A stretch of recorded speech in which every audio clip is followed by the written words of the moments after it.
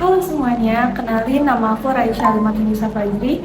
Aku dari IPB University, Program Studi Komunikasi Digital dan Media Angkatan 59. Pernah nggak sih kamu punya teman atau orang terdekat yang cemas banget ketika bertemu dengan orang baru? Orang yang kelihatannya tuh tidak nyaman ketika menjadi pusat perhatian banyak orang. Atau mungkin kamu bukan kenal sama orang itu, tetapi kamu sendiri orangnya. Kecemasan sosial itu bisa bikin kita ngerasa terasingkan, ngerasa terisolasi, bahkan sampai depresi. Tapi tenang aja, karena di video kali ini aku akan coba bedah tentang permasalahan itu. Aku juga bakal coba untuk ngasih tahu salah satu orang sukses influencer yang mempunyai masalah kecemasan sosial dan gimana caranya untuk kalian semua agar bisa survive dari permasalahan ini beserta dengan buktinya yang didorong oleh riset-riset tentunya. So, tonton video ini sampai selesai agar kamu tahu bagaimana cara survive dari permasalahan ini.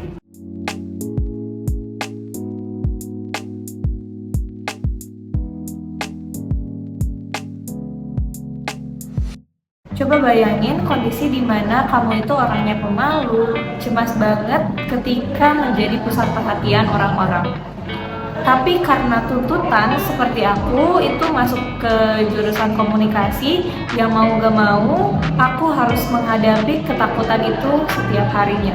Kira-kira apa ya yang bakal kamu rasain kalau tiba-tiba kamu menjadi introvert dan disuruh untuk ke depan tiap hari? Well, perasaan ini dirasain hampir setiap hari oleh model yang bernama Emma McPhee. Dia merupakan model atau influencer yang berasal dari Inggris dan pada blog pribadinya dia mengaku bahwa selama ini dia mengalami kecemasan sosial. Sebenarnya Emma itu pas masih remaja dia udah sering banget ngerasa gugup, gak pede, bahkan dia sampai sering menolak ajakan teman-temannya dan bolos sekolah. Nah, kecemasan yang dia rasain itu bukan cuma di pikiran dan di perasaan aja, tapi juga dia merasakan di fisik. Nah, kalau di kelas, Emma tuh sering banget keringatan berlebih, gugup, bahkan sampai detak jantungnya tuh cepat sehingga dia ngerasa pusing dan mual sendiri. Ini merupakan gejala dari social anxiety disorder dan ini gejala yang sudah mempengaruhi ke fisik. Nah, singkat cerita, ketika Emma sudah dewasa dan Emma sudah mendapatkan pekerjaan, kondisi social anxiety-nya itu semakin parah dan mengganggu kegiatan kesehariannya dan juga karirnya. Emma sering membatalkan janji di acara penting, padahal acara tersebut itu merupakan kesempatan untuk dia membangun networknya. Bahkan lebih parahnya lagi, dia sering meng-cancel janji dengan orang-orang penting dan membuat alasan agar acara tersebut tidak jadi. Itu bisa jadi alasan kenapa Emma susah untuk mempunyai teman baru. Oke, ngomongin soal kerjaannya Emma yang notabene itu di industri entertainment dan juga model, otomatis Emma itu tidak enjoy dengan pekerjaannya karena ya yang kalian tahu sebagai model influencer itu menjadi pusat perhatian banyak orang. Nah, kalau aku sih bakal pergi ke psikolog atau psikiater karena ini sudah mengganggu aku selama bertahun-tahun. Nah, kalian pasti bertanya-tanya kan, kenapa si Emma ini mengalami social anxiety yang begitu parah dan kenapa dia masih bertahan untuk menjadi model influencer padahal dia itu tidak enjoy dengan pekerjaannya gitu. Dan hikmah apa sih yang bisa kita ambil dari cerita ini? Oke, yang pertama kita akan cari tahu kenapa orang-orang bisa mengalami social anxiety. Riset yang pertama, orang yang memiliki social anxiety itu biasanya cukup sensitif terhadap social trait. Biasanya orang yang memiliki social anxiety itu ketika berada di kondisi yang dimana mereka ketemu dengan orang baru dan mengobrol dengan orang baru itu padahal menurut orang lain tuh biasa-biasa aja, tapi menurut dia yang memiliki social anxiety itu merupakan ancaman yang dapat terjadi kapanpun dan dimanapun. Nah, jujur aku sendiri merupakan salah satu orang yang mengalami social anxiety. Mungkin aku bakal sharing sedikit cerita dan pengalaman aku, gimana sih perasaan aku ketika aku berada di tengah-tengah keramaian. Nah, perasaan aku ketika berada di tengah-tengah keramaian itu, aku merasa kalau energi aku tuh cukup terkuras banyak sehingga aku males untuk ngobrol dengan siapapun.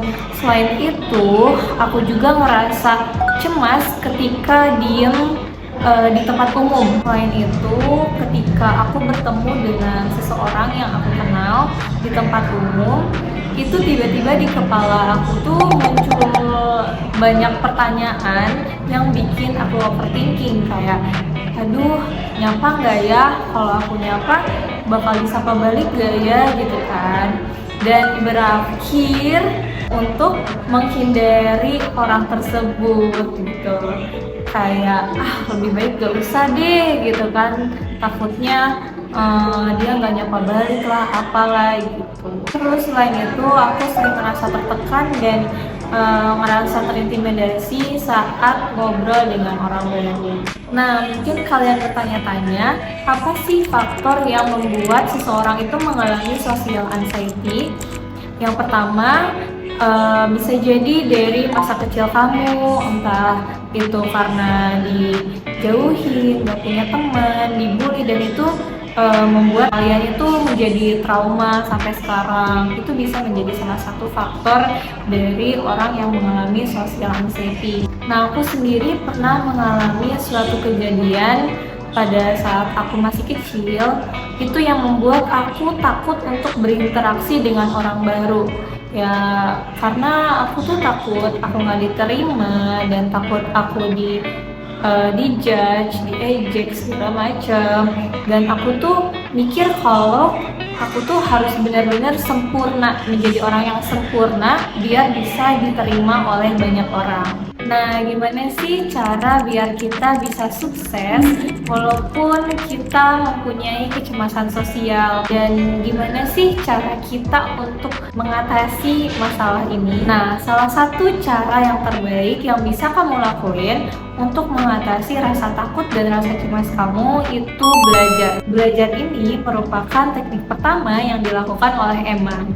Dia memperkuat dirinya sendiri dengan belajar mengenai mental health dan social anxiety. Apakah kalian percaya bahwa belajar itu dapat mengurangi rasa kecemasan sosial? Kalau aku pribadi sih, aku percaya bahwa belajar itu dapat mengurangi rasa kecemasan sosial, tapi balik lagi sebenarnya itu tuh tergantung dari mindset kita, gimana cara kita untuk menyikapinya. Jadi dengan belajar itu dapat memperkaya pengetahuan kita seputar mental health dan kita lebih tahu seputar mental health secara mendalam. Nah, riset juga membuktikan jika kita mempelajari sumber dari ketakutan kita, itu akan mengurangi rasa takut itu sendiri. Nah, salah satu contohnya ketika kita memiliki fobia terhadap ular dan kita mencari tahu tuh tentang ular segala macam, itu secara perlahan dapat menggeser rasa takut kita dengan ilmu baru yang kita dapat. Teknik ini terbukti dapat mengurangi kecemasan dan ketakutan. Nah, tentunya itu merupakan salah satu teknik untuk mengurangi rasa kecemasan sosial. Adapun teknik yang Emma lakukan itu mencari bantuan ke profesional atau ke seorang psikolog, karena mungkin dia ngerasa kalau social anxiety dia tuh udah parah, jadi dia mulai ke psikolog. Nah, karena Emma ini rajin ke psikolog, jadi sekarang itu dia udah bisa mengendaliin rasa cemasnya. Mungkin dia juga jadi ngerasa lega ya, karena dia selalu cerita ke psikolog tersebut. Salah satu teknik terapi yaitu CBT kognitif, yang dimana kamu berulang kali mendatangi psikolog, dan saat kamu mendatangi psikolog itu kamu diajarkan bagaimana cara mengurangi rasa cemas. Terapi ini sangat membantu proses healing social anxiety. Setiap orang pasti pernah mengalami hambatan dalam berkomunikasi, baik itu kamu maupun aku. Jadi daripada pusing-pusing bikin overthinking, saran aku itu mending kita mencari solusi bagaimana cara untuk mengatasi hambatan dari komunikasi itu. Mungkin itu saja materi yang dapat saya sampaikan. Semoga bermanfaat. Terima kasih. Wassalamualaikum warahmatullahi wabarakatuh.